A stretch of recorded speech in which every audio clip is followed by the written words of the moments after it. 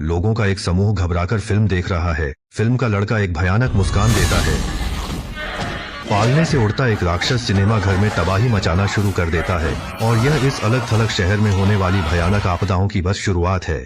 आपका स्वागत है इस साल की नवीनतम इट प्रीक्वल में। लड़का मार्टी सिनेमा की पिछली पंक्ति में अकेला बैठा है और विशाल स्क्रीन पर एक लोकप्रिय मंच नाटक प्रदर्शित हो रहा है। तभी एक कर्मचारी उसकी तरफ आता है।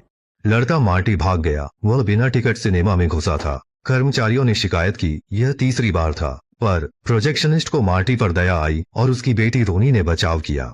मार्टी को शेल्फ के पीछे देखकर भी उसने झूठा दावा किया कि वह भाग गया। इस दयालु छोटे इशारे से मार्टी सफलतापूर्वक बच निकला और बर्फ से ढकी सड़क पर चल पड़ा।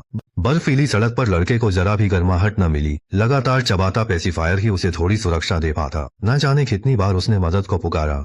आखिरकार एक गाड़ी रुकी। गाड़ी का मालिक और उसका परिवार बहुत अच्छा लग रहा था। उन्होंने पूछा, तुम्हारा घर कहाँ है? मार्टी ने असंगत जवाब दिया, कहीं भी जाएगा, बस डेरी टाउन से बाहर। मालकिन मुस्कुराई। वे शहर के बाहर बड़े शहर जा रहे थे। मार्टी को लगा अच्छे लोग मिले और बिना कारण दिल में गर्मजोशी आ गई। रेडियो पर समाचार था। रूसी पक्ष के परमाणु परीक्षणों से सीमावर्ती कस्बे का विकिरण स्तर बढ़ा। निवासियों में उत्परिवर्तन की संभावना थी। उत्परिवर्तन। मार्टी ने गाड़ी में अजीब माहौल महसूस किया। गाड़ी मालिक का छोटा बेटा बार बार शब्द स्पेल कर रहा था और बड़ी बेटी ने चिपचिपी चीज निकाली, खुद चखी, फिर मार्टी को दी और माता पिता को कोई फर्क नहीं पड़ा। मार्टी ने देखा गाड़ी डेरी टाउन से निकली ही नहीं थी। वह चिल्लाया, मुझे बाहर निकलना है, पर परिवार ने अनसुना कर बाहर शब्द स्पेल करना शुरू कर दिया। मार्टी ने गुस्से में स्टीयरिंग व्हील को पकड़ने की कोशिश की, लेकिन उसका हाथ औरत के पेट पर फिसल गया, जिससे उसे पता चला कि वह गर्भवती है।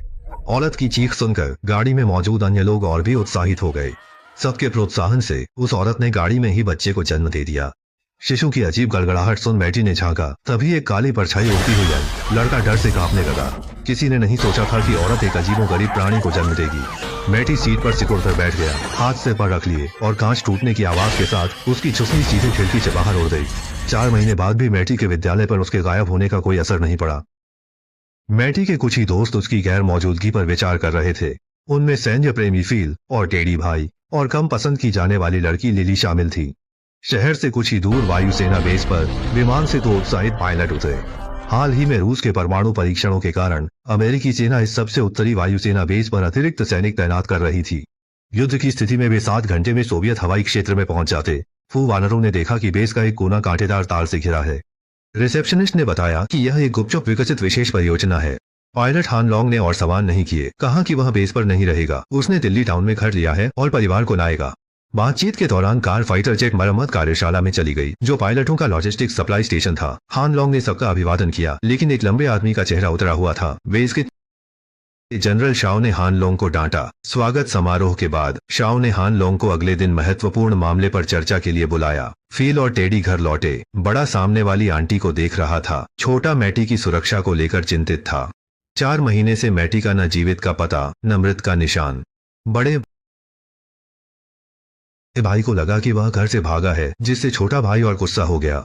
मैटी के जन्मदिन पर बड़े भाई ने उसकी पार्टी में जाने के पैसे मांगे थे। बड़े भाई ने कहा, तुम भूल गए थे, इसलिए नहीं गए, है ना? उसे लगा होगा कि उसके कोई दोस्त नहीं, इसीलिए वह घर से भाग गई थी। वहीं लिली अपनी कलाई के आभूषण को देख यादों में खो गई। असल में मार्टी के जन्मदिन पर वही अकेली दोस्त थी जो पार्टी में आई थी। मार्टी उसे चुपचाप सालों से बंद दृश्य अवलोकन मंच पर ले गया। दोनों सबसे ऊपर खड़े छोटे शहर के सुंदर नजारे को देख रहे थे। मार्टी ने बड़ी मुश्किल से मिला कछुए का आभूषण लिली को दिया। वह बहुत आभारी थी कि मार्टी उसकी पार्टी में आया। लिली ने मार्टी को अपना सबसे अच्छा दोस्त माना और दिल में गहरे दबे राज बताए। उस दिन वह मां संग अचार कारखाने गई थी पिता को लेने। निकलते वक्त उसका खिलौना दफ्तर में छूट गया। पिता जब उसे लेने लौटे तो मशीन में फंसकर मौके पर ही दम तोड़ दिया। लिली उस खूनी मंजर को कभी न भूल पाई। सोचा उसी ने पिता को मार डाला, जिससे उसका स्वभाव बहुत एकांत प्रिय हो गया। स्कूल में भी उसके दोस्त नहीं थे। रात में आतिशबाजी ऊपर उठी। आज नए साल की शाम भी थी। मार्टी को माहौल ठीक लगा और वह थोड़ा आगे बढ़ा। लिली सहज रूप से बचकर निकली, लेकिन उसके पिता ने उसकी इस हरकत को देख लिया था। इससे मार्टी की नाजुक भावनाओं को ठेस पहुंची। लड़की ने माफी भी मांगी, फिर भी वह उदास होकर मीनार से चली गई। हाथ में कछुआ आभूषण देख लिली को फिर अपराध बोध हुआ। उसे लगा मार्टी के जाने में उसका हाथ था। अचानक एक हल्की गाने की आवाज आई। लड़की यह देखकर चौंक गई कि आवाज बाथटब ड्रेन पाइप से आ रही थी। उसे लगा मार्टी मदद के लिए पुकार रही है।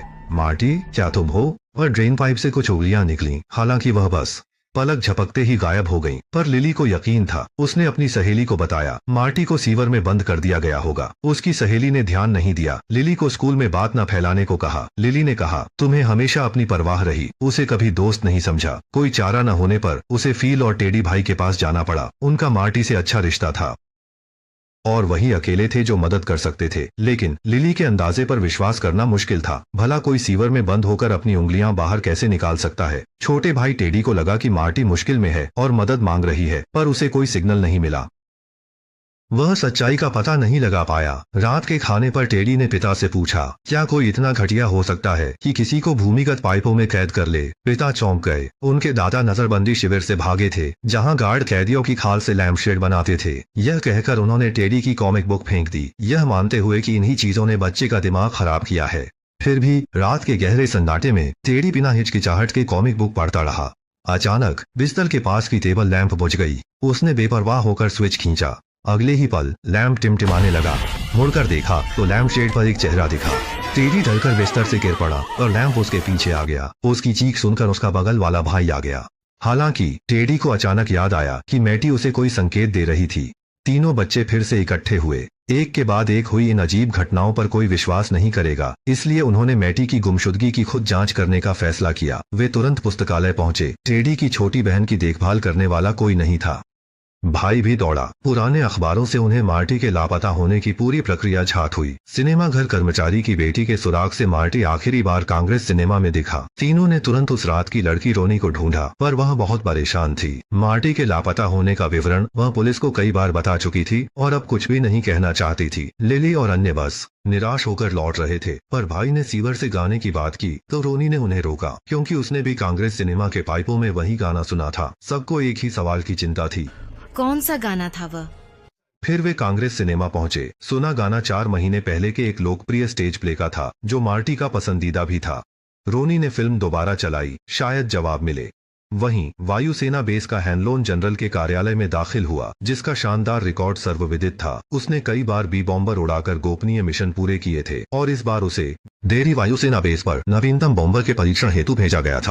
जरूरत पड़ने पर उसे वरिष्ठों के आदेश का पालन करने दुश्मन के इलाके में घुसना पड़ता। हानलोंग ने सिर हिलाया, तैयार था और कहा देश की सेवा करना सम्मान की बात है। उसी रात वो छोटे शहर के अपार्टमेंट में लौटा। बत्तियां बुझाकर खिड़की बंद करने गया, पर शीशे पर अजीब आकृति पर ध्यान नहीं दिया। जैसे ही हानलोंग ने थकान से आंखें बंद की, सुरक्षात्मक सूट पहने 2 पुरुष अचानक आ गए।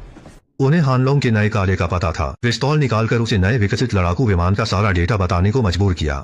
हानलोंग एक मजबूत व्यक्ति था, उसने जान दे दी, पर कोई जानकारी नहीं दी। दोनों पक्षों में गतिरोध के बीच अड़ोस में रहने वाला सहायक अचानक आया। डाकू भी बात बढ़ाना नहीं चाहते थे। अवसर पाकर चुपचाप कमरे से निकल गए। हानलोंग के मन में एक छाया पड़ गई, यह मिशन उतना आसान नहीं था। लिली और अन्य लोग सिनेमा में एक मंच नाटक देख रहे थे। फिल्म में वह गाना बजते ही सबने हैरानी से देखा कि लापता मार्टी भीड़ में सबसे आगे खड़ा था। इससे भी अकल्पनीय बात थी कि उसने उनकी पुकार सुन ली थी। पर अगले ही पल मार्टी का चेहरा बदल गया। उसने दोनों हाथ बढ़ाए और उसकी गोद में मौजूद राक्षस स्क्रीन से निकलकर उड़ गया। वह जन्म से कहीं बड़ा लग रहा था। लिली और बाकी डलकर भागे, पर वे राक्षस की गति का मुकाबला नहीं कर सके। जब तक रोनी घबराकर प्रोजेक्शन रूम से भागी, हॉल में सिर्फ लिली ही बची थी, खून से लथपथ और हाथ में कटा हुआ हाथ लिए। ये सब यह जोकर की वापसी का पहला एपिसोड है, जो फिल्म के परिदृश्य और भयानक माहौल को बखूबी दर्शाता है। शुरुआत में ही ज्यादातर मुख्य पात्र मर जाते हैं। पता नहीं यह तेज गति आगे भी बनी रहेगी या नहीं। यह श्रृंखला हर हफ्ते रिलीज होती है, जिसमें पुराना शहर, अलौकिक शक्तियाँ और बाल मुख्य पात्रों का समूह है। क्या यह स्ट्रेंजर थिंग्स को पीछे छोड़ पाएगी? टिप्पणी अनुभाग में चर्चा करें। अगली बार मिलते हैं।